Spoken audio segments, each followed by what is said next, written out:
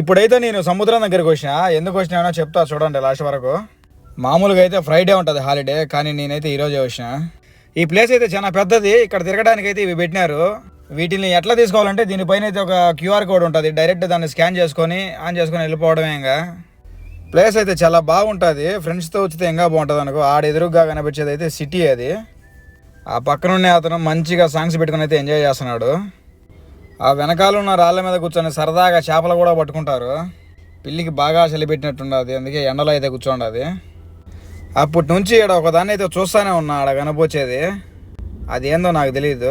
సర్రమని అయితే లోపలికి వెళ్ళిపోయింది. దాదాపు ఒక 2-3 నిమిషాలు ఎదిగిన అస్సలు కనిపించలే అది.